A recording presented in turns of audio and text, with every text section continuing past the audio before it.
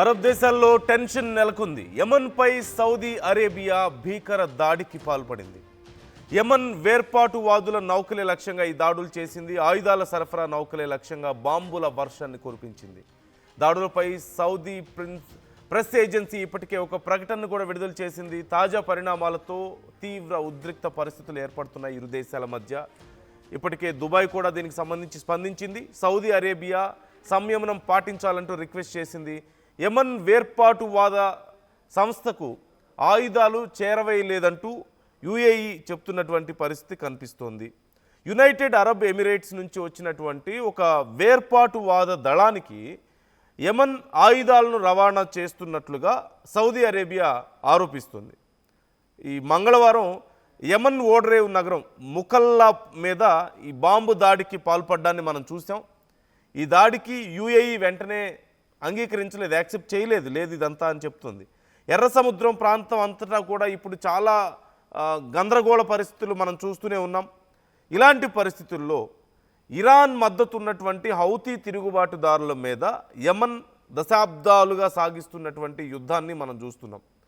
ఇప్పుడు ఈ Riyadh Abu Dhabi మధ్య కూడా సంబంధాలను ఇది కొంత ఇంపాక్ట్ చూపిస్తున్నటువంటి పరిస్థితి కనిపిస్తోంది. యెమెన్ను దెబ్బతీయడానికి సౌదీ అరేబియా ప్రయత్నిస్తోంది అంటూ ఆ దేశం ఆరోపిస్తున్నటువంటి పరిస్థితి మనం చూస్తున్నాం.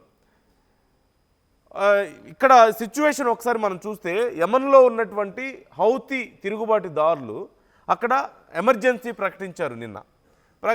సౌదీ అరేబియా అనుమతించినవి తప్ప ఇంకేవి కూడా లోపలికి రావడానికి లేదు. వాళ్ళ కంట్రోల్లో ఉన్నటువంటి ఆ మొత్తం భూభాగంలో అన్ని బోర్డర్స్ని కూడా వాళ్ళు క్లోజ్ చేశారు.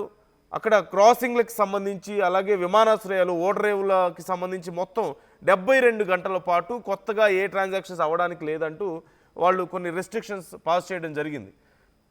అయితే అక్కడ గవర్నమెంట్ కూడా దీనికి సంబంధించి ఒక నోటీస్ని రిలీజ్ చేసింది.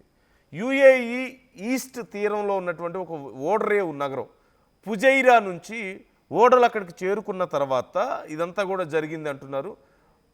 ట్రాకింగ్ పరికరాలను అన్నింటినీ అక్కడ ఓడల్లో ఆపేసి అక్కడ సిబ్బంది పెద్ద మొత్తంలో ఆయుధాలను లేదంటే ఈ వెపన్స్ యుద్ధ వాహనాలను అక్కడ దించారు అనేది సౌదీ అరేబియా చెప్తోంది.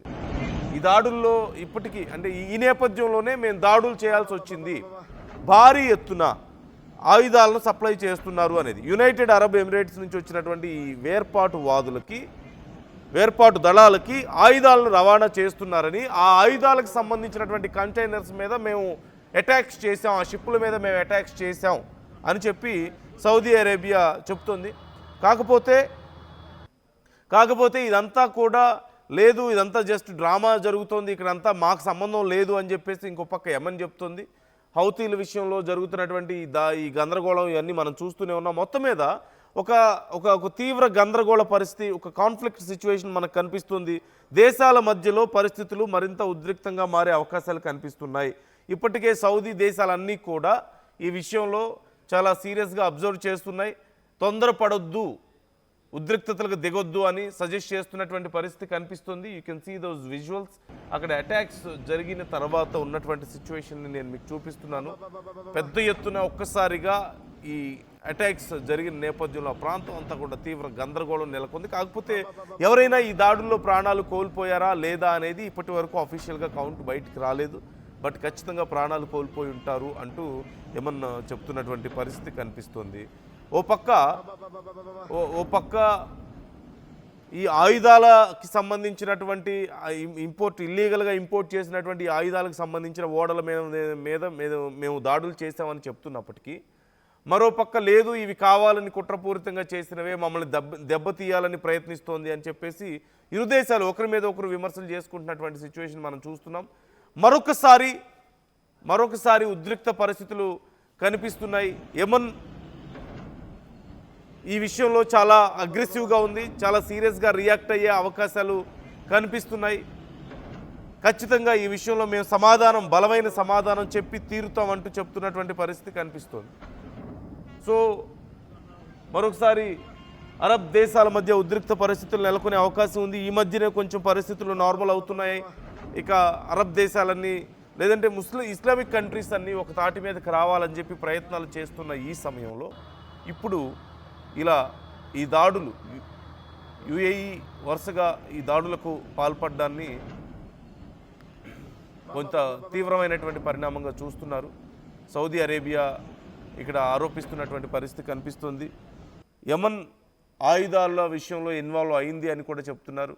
సో మొత్తం మీద చాలా గందరగోళ పరిస్థితి కనిపిస్తుంది. ఒకరి మీద ఒకరు దాడులు చేసుకునే అవకాశాలు కనిపిస్తున్నాయి. ఈ విషయంలో ఇతర ఇస్లామిక్ కంట్రీస్ కూడా కొంత ఇన్వాల్వ్ అవుతున్నటువంటి పరిస్థితి. కొంచెం ప్రశాంతంగా ఉండండి, ఎవరు దాడులు చేసుకోవద్దు అని కన్విన్స్ చేసే ప్రయత్నం జరుగుతుంది. కానీ సిచ్యువేషన్స్ కొంత ఉద్రిక్తంగా మారే అవకాశాలు అయితే చాలా క్లియర్గా కనిపిస్తున్నాయి. సో ఈ విషయాన్ని పట్ల మీ అభిప్రాయం ఏంటి? కామెంట్ చేసే ప్రయత్నం చేయండి. ఒక్కసారి అక్కడ ఉన్నటువంటి సిచ్యువేషన్ నేను మరింత క్లియర్గా మీకు చూపించే ప్రయత్నం.